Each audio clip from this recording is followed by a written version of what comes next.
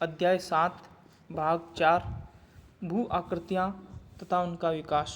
प्रकरण हिमनद से निर्मित स्थलाकृति। तो आपके सामने ये पिक्चर हिमालय की दिखाई दे रही है। इस हिमालय से बर्फ़ के रूप में जब हिमालय से बर्फ़ प्रवाहित होता है, पृथ्वी की गुरुत्वाकर्षण शक्ति के कारण ये बर्फ़ ढाल में बहना शुरू करता है, तो इसको एक नदी के रूप में दिखाई देता है। तो उस नदी को ही हिमनद के नाम से जानते हैं। हिमनद के नाम से हम हिमनद के बारे में पढ़ेंगे। पृथ्वी पर परत के रूप में हिम प्रवाह या पर्वतीय ढालों से घाटियों में रेखीय प्रवाह के रूप में बहते हिम सहित को हिमनद कहते हैं। महाद्वीपीय हिमनद या गिरिपद हिमनद वे हिमनद हैं जो वृत्त समतल क्षेत्र पर हिम परत के रूप में फैले हो, तथा पर्वतीय या घाटीय हिमनद वे हिमनद हैं जो पर्वतीय ढालों में बहते हैं। प्रवाहित जल के विपरीत हिमनद प्रवाह बहुत धीमा होता है। हिमनद प्रतिदिन कुछ सेंटीमीटर या इससे कम से लेकर कुछ मीटर तक प्रवाहित हो सकते हैं। हिमनद मुख्यतः गुरुत्व बल के कारण गतिमान होते हैं। अगर हिमनद से निर्मित स्थलाकृतियों को हम आगे पढ़ेंगे, जैसे आपके सामने ये हिमालय से घाटियों के अंदर से जो बर्फ़ बहता है उसका चित्र आपके सामने प्रस्तुत है। तो इसको हम हिमनद के रूप में जानते हैं। जो पहाड़ी हैं या पर्वत हैं, उन पर्वतों की घाटियों से जब बर्फ़ की नदी बहती है तो उसी को हम हिमनद के रूप में जानते हैं। हिमनदों से प्रबल अपरदन होता है, जिसका कारण इसके अपने भार से उत्पन्न घर्षण। हिमनद द्वारा कृषित चट्टानी पदार्थ प्राय बड़े गोलाश्म व शैलखंड इसके तल में ही इसके साथ घसीटे जाते हैं या घाटी के किनारों पर अपघर्षण व घर्षण द्वारा अत्यधिक अपरदन करते हैं। हिमनद अपक्ष रहित चट्टानों का भी प्रभावशाली अपरदन करते हैं, जिससे ऊंचे पर्वत, चोटियाँ, पहाड़ियों व मैदानों में परिवर्तित हो जाते हैं। हिमनद के लगातार संचालित होने से हिमनद मलबा हटता होता है, विभाजक नीचे हो जाता है और कालांतर में ढाल इतने निम्न हो जाते हैं कि हिमनद की संचलन शक्ति समाप्त हो जाती है तथा निम्न पहाड़ियों व अन्य निक्षेपित स्थल रूपों वाला एक हिमानी ध्रुव रह जाता है। इस प्रकार से हम कह सकते हैं। तो हमने हिमनद के बारे में देखा कि हिमानी धोत क्या होता है। हिमानी धोत के बारे में हमने पढ़ा है। अब हम हिमालय से या हिमनद द्वारा अपरदन या निक्षेपण से विभिन्न प्रकार की स्थलाकृतियों का निर्माण होता है, जो आपके सामने जैसे कौल, श्रृंगार, अरेत, निलंबी घाटी, मध्यस्थ हिमोड, पार्श्विक हिमोड, अति हिमोड, हिमानी धोत मैदान और रडित, ये विभिन्न प्रकार के हिमालय जैसे सर्क, ये विभिन्न प्रकार की हिमालय से अपरदित और निक्षेपण के द्वारा विभिन्न प्रकार की ऐसी स्थलाकृतियों का निर्माण होता है। तो अगर आप देख सकते हैं, ये अलग अलग प्रकार की स्थलाकृतियों को हम देख सकते हैं। जैसे ऊपर से जो पहाड़ी के नीचे वाला ढाल होता है उसको कौल कहा जाता है, और पहाड़ी का सबसे ऊपर वाली चोटी होती है उसको श्रृंगार कहते हैं। इसी प्रकार कौल के नीचे जब नीचे आकृतियाँ बनती है उसको अरेत कहते हैं, और जैसे जैसे नीचे जाते हैं उसमें एक झील का निर्माण होता है, वो सर्क के नाम से जानी जाती हैं। फिर रुडित के नाम से एक आकृति बनती है, और निलंबी घाटी के नाम से, और मध्यस्थ हिमोड के नाम से, और पार्श्विक हिमोड के नाम से, और अति हिमोड और हिमानी धोत मैदान, ऐसे विभिन्न प्रकार की स्थलाकृतियों का निर्माण होता है। अपरदित स्थल स्वरूप कौन कौन से हैं? जैसे अपरदित स्थल स्वरूप के बारे में सबसे पहले हम सर्क के बारे में अध्ययन करेंगे। सर्क हिमानीकृत पर्वतीय भागों में हिमनद द्वारा उत्पन्न स्थल रंध्रों में सर्क सर्वाधिक महत्वपूर्ण है। अधिकतर सर्क हिमनद घाटियों के शीर्ष पर पाए जाते हैं। एकत्रित हिम पर्वतीय क्षेत्रों से नीचे आती हुई सर्क को काटती हैं और सर्क गहरे, लंबे व चौड़े ग्रित हैं। सर्क क्या है? गहरे, लंबे व चौड़े ग्रित होते हैं, यानी चौड़े खड्डे होते हैं, जिनकी दीवार तीव्र ढाल वाली, सीधी या अवतलन होती है। हिमनद के पिघलने पर जल से भरी झील भी प्राय इन ग्रितों में देखने को मिलती हैं और इन झील को सर्क झील या टर्न झील कहते हैं। आपस में मिले हुए दो या दो से अधिक सर्क सीढ़ी अनुमान कर में दिखाई देते हैं। तो जब बर्फ़ पिघलती है, बर्फ़ चलते हैं, तो बर्फ़ के साथ में कई छोटे बड़े कंकर पत्थर भी साथ में चलते हैं, जिसके कारण से एक खड्डे का निर्माण हो जाता है, एक ग्रित का निर्माण हो जाता है। तो वो एक सर्क के रूप में जाने जाते हैं और उस सर्क के अंदर जब बर्फ़ पिघल करके जम जाता है तो वो झील का निर्माण हो जाता है। तो इस झील को टर्न झील या बर्फ़ की झील होती है, इसलिए टर्न झील या सर्क झील के नाम से भी जाना जाता है। जैसे आपके सामने ये आगे चित्र प्रस्तुत करेंगे, ये आपकी बर्फ़ है जो इस खड्डे, जैसे कि ये बर्फ़ पिघल करके नीचे जम जाता है और इस प्रकार से ये जो आकृति बनती हैं वो सर्क आकृति के नाम से जानी जाती हैं। ये जो आकृति बनी ये सर्क आकृति के नाम से जानी जाती हैं, जो हमने आगे सर्क के बारे में पढ़ा है। तो सर्क के बारे में हमने पढ़ा। सर्क की आकृति आप देख सकते हैं, चारों तरफ ऐसे पहाड़ होते हैं, उस पहाड़ के बीच में एक ग्रित बनता है और ग्रित के अंदर जब ये बर्फ़ जम जाता है तो वो सर्क हो जाता है और सर्क के नाम से जाना जाता है। तो इसको हम कहते हैं सर्क। इसी प्रकार हॉर्न या गिरिशृंग, जिसे सिरिटेड कटक भी कहते हैं, हॉर्न या गिरिशृंग या सिरिटेड कटक भी कहते हैं, सार्क के शीर्ष पर अपर्दन होने से हॉर्न निर्मित होते हैं। सार्क के शीर्ष होते हैं, उसके ऊपर अपर्दन होते हैं, तो हॉर्न यानी इसको सींग भी बोल सकते हैं। जैसे हॉर्न यानी क्या? सींग की आकृति का निर्माण होता है, जिसे गिरिशृंग बोलते हैं।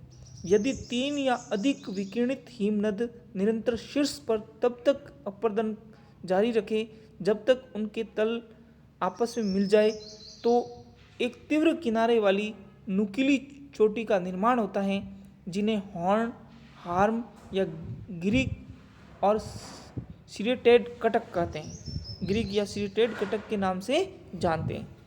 लगातार अपर्दन से सर्क के दोनों तरफ की दीवारें तंग हो जाती हैं और इसका आकार कंगी या आरी के समान कटकों के रूप में हो जाता है, जिन्हें अरेत कहते हैं या उसको तीक्ष्ण कटक के नाम से भी जानते हैं। इनका ऊपरी भाग नुकीला तथा बाहरी आकार टेढ़ा मेढ़ा होता है। इन कटकों का चढ़ना प्राय असंभव माना जाता है। जैसे आपके सामने हिमनद द्वारा निर्मित स्थलाकृति जैसे हॉर्न या श्रृंग के नाम से जाने जाती हैं। तो ये हॉर्न या श्रृंग किसको कहते हैं? इसके हॉर्न या श्रृंग के बारे में अगर हम देखते हैं तो हॉर्न और श्रृंग के, जैसे ये हॉर्न है, ये ऊपर वाला भाग हॉर्न के नाम से जानते हैं, ये सर्क हैं, ये नीचे वाला भाग सर्क हैं, ये शर्क हैं, ये ऐसे। इसी प्रकार ये इसको सर्क हॉर्न के नाम से जानते हैं और सर्क की आकृति का निर्माण करता है। और सिरिटेड कटक, जैसे ये कंगी की आकृति, ये कंगे के जैसे, ये कंगे की आकृति के समान ये बनी हुई हैं ये आकृतियाँ, कंग जैसी कंगे की आकृति होती है उसी प्रकार, इसलिए इस आकृति को हम क्या बोलते हैं? सिरिटेड कटक के नाम से जानते हैं। तो ये सब हिमनद से निर्मित स्थलाकृतियाँ हैं, जो अपर्दन से निर्मित स्थलाकृतियाँ होती हैं। हम आगे इसके बारे में बढ़ते हैं। तो हिमनद घाटी या ग्रित क्या होता है? हिमानीकृत घाटियाँ ग्रित की भांति होती हैं। हिमानीकृत घाटियाँ होती हैं वो ग्रित की भांति होती हैं, जो आकार में अंग्रेजी के अक्षर यू जैसी होती हैं, जिनके तल चौड़े, किनारे चिकने व ढाल तीव्र होते हैं। घाटी में मलबा बिखरा होता है अथवा हिमोड मलबा दलदली रूप में दिखाई देता है। चट्टानी धरातल पर झील भी उभरी होती हैं अथवा ये झीलें घाटी में उपस्थित हिमोड मलबे से बनाती हैं। मुख्य घाटी के एक तरफ या दोनों तरफ ऊंचाई पर लटकती घाटी भी होती हैं। इन लटकती घाटी के तल जो मुख्य घाटी में खुलते हैं, इनके विभाजक क्षेत्रों के कट जाने से ये त्रिकोण रूप में नजर आती हैं। बहुत गहरी हिमनद ग्रितों जिनमें समुद्री जल भर जाता है तथा जो समुद्री तट रेखा पर होती हैं, उन्हें फ्योर्ड कहते हैं। क्या कहते हैं? फ्यॉर्ड। तो इसमें एक फ्यॉर्ड शब्द आया है। फ्यॉर्ड क्या होता है? जो हिम नदी की घाटी होती है उस घाटी के अंदर वो ग्रित बन जाते हैं। जब ग्रित समुद्री जल से भर जाता है तो वो समुद्री तटरेखा पर होता है और इसलिए उसको फ्यॉर्ड के नाम से जाना जाता है। समुद्री तटरेखा पर होती है, उन्हें फ्यॉर्ड के नाम से जाना जाता है। अर्थात ये भी एक क्या होता है? झील के समान होता है।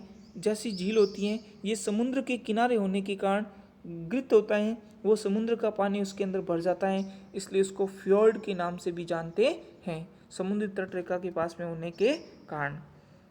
निक्षेपित स्थल रूप, पिघलते हुए हिमनद के द्वारा मिश्रित रूप में भारी महीन पदार्थों का निक्षेपित हिमोद या हिमनद गोलाश्म के रूप में जाना जाता है। इन निक्षेपों में अधिकतर चट्टानी टुकड़े नुकीले या कम नुकीले आकार के होते हैं। हिमनदों के तल, किनारों या शोर पर बर्फ पिघलने से क्षरिताएं बनती हैं और कुछ मात्रा में शैल, मलबा इस पिघले जल से बनी सरिताओं में प्रवाहित होकर निक्षेपित होता है। ऐसी हिमनद जलोढ़ निक्षेपित हिमानी धोध कहलाते हैं। हिमोड निक्षेपित के विपरीत हिमानी धोध प्राय स्तरीकृत व वर्गीकृत होते हैं। हिमनद अपेक्षप में चट्टानी टुकड़े गोल किनारे वाले होते हैं। तो हम देख सकते हैं निक्षेपित रूप से जो सबसे पहली आकृति बनती है वो हिमानी धोध यानी हिमानी धोध का निर्माण होते हैं। इसको ऐसे हिमानी जलोढ़ होते हैं, ये हिमानी जलोढ़ के नाम से भी जाने जाते हैं, यानी जलोढ़ हिमानी मैदान होते हैं, हिमानी से मैदान निर्मित होते हैं, उसके निक्षेपित हिमानी धोध कहलाते हैं। इसलिए ये क्या होता है, जब बर्फ़ पिघलती है, बर्फ़ पिघलने के कारण क्षरिताओं का निर्माण होता है, धीरे धीरे छोटी छोटी नदियों का निर्माण होता है। तो नदियाँ जब बहती हुई बर्फ़ से बहती हुई वो हल्के से नीचे वाले भाग में जाते हैं तो उसके साथ में मलबा भी साथ में लेके जाते हैं। जब वो मलबा वहाँ नीचे पहाड़ों के नीचे जम जाता है तो एक मैदान का रूप ले लेता है। उसी मैदान को हिमानी धोध के मैदान के नाम से भी जाना जाता है।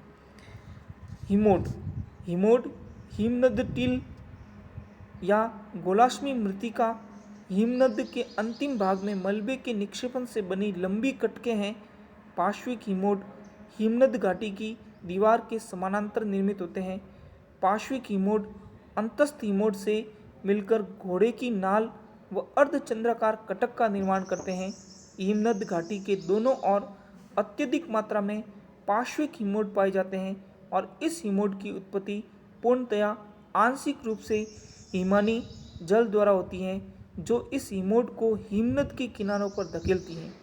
कुछ घाटी हिमनद तेजी से पिघलने पर घाटी तल पर हिमनद टील को एक परत के रूप में अवस्थित रूप से छोड़ देते हैं। ऐसी अव्यवस्थित भिन्न मोटाई के निक्षेप कर तलियां या तलस्थ हिमोड कहलाते हैं। घाटी के मध्य में पार्श्विक हिमोड के साथ साथ हिमोड मिलते हैं जिन्हें मध्यस्थ हिमोड कहते हैं। ये पार्श्विक हिमकण की अपेक्षा कम स्पष्ट होते हैं। कभी कभी मध्यस्थ हिमोड व तलस्थ के अंतर को पहचानना कठिन हो जाता है। तो इस एस्कर दूसरी आकृति आती है एस्कर। एस्कर क्या होता है? ग्रीष्म ऋतु में हिमनद के पिघलने से जल हिमतल के ऊपर से प्रवाहित होता है अथवा उसके किनारों से रिंचता है या बर्फ के छिद्रों से नीचे प्रवाहित होता है। यह जल हिमनद के नीचे एकत्रित होकर बर्फ के नीचे नदी धारा में प्रवाहित होता है। ऐसी नदी घाटियों के ऊपर बर्फ के किनारों वाले तल में प्रवाहित होता है। यह जल धारा अपने साथ बड़े गोलाश्म, चट्टानी टुकड़े और छोटा चट्टानी मलबा बहाकर लाती हैं, जो हिमनद के नीचे इस बर्फ़ की घाटी में जमा हो जाती हैं। ये बर्फ़ पिघलने के बाद एक वक्राकार कटक के रूप में मिलते हैं, जिन्हें एस्कर कहते हैं। इसी प्रकार हिमानी धोध मैदान, हिमानी गिरिपथ के मैदान में महाद्वीपीय हिमनद से दूर हिमानी जलोढ़ निक्षेप से, जिसमें बजरी, चीका मिट्टी, मृत्तिका के विस्तृत समतल जलोढ़ पंख भी शामिल होते हैं। हिमानी धोध मैदानी निर्मित होते हैं। ड्रमलीन आकृति हैं। ड्रमलीन हिमनद मृत्तिका के अंडाकार समतल कटक अनुमान स्थल रूप है जिसमें रेत बजरी के ढेर होते हैं। ड्रमलिन के लंबे भाग हिमनद के प्रवाह की दिशा के समानांतर होते हैं। यह 1 किलोमीटर लंबे व 30 मीटर तक ऊंचे होते हैं।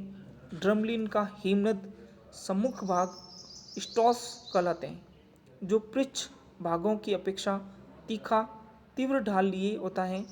ड्रमलिन का निर्माण हिमनद दरारों में भी भारी चट्टानी मलबे के भरने व उसके बर्फ के नीचे रहने से होता है। इसका अग्रभाग या स्टॉस भाग प्रवाहित हिमखंड के रूप में तीव्र हो जाता है और ड्रमलिन हिमनद प्रवाह दिशा को बताता है। इसी प्रकार अगर हमने जो हिमनद द्वारा स्थलाकृतियों का निर्माण पढ़ा है उसके बोध प्रश्न देखते हैं। पहला प्रश्न है, हिमनद के गतिमान के क्या कारण हैं? तो हिमनद गतिमान क्यों होता है? गुरुत्व बल के कारण हिमनद गतिमान होता है। हिमनद द्वारा अपर्दित स्थलाकृति कौन कौन सी है?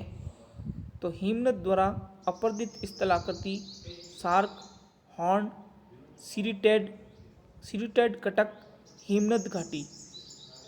हिमनद द्वारा निक्षेपित स्थलाकृति कौन कौन सी हैं?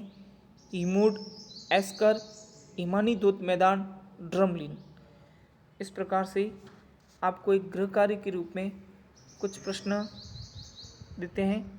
तो गृह कार्य के रूप में पहला प्रश्न है वो है, हिमानीकृत स्थलाकृतियों के बारे में वर्णन कीजिए। अपर्दित स्थलाकृति और निक्षेपित स्थलाकृति, उन दोनों के बारे में आपको बताना है। हिमानीकृत स्थलाकृतियाँ कौन कौन सी है उसके बारे में आपका वर्णन करना है। यह आपका एक गृह कार्य के रूप में एक प्रश्न है जो ध्यान से सुनना। हिमानीकृत स्थलाकृतियाँ, अपर्दित व निक्षेपित स्थलाकृतियों का वर्णन कीजिए। बहुत बहुत धन्यवाद।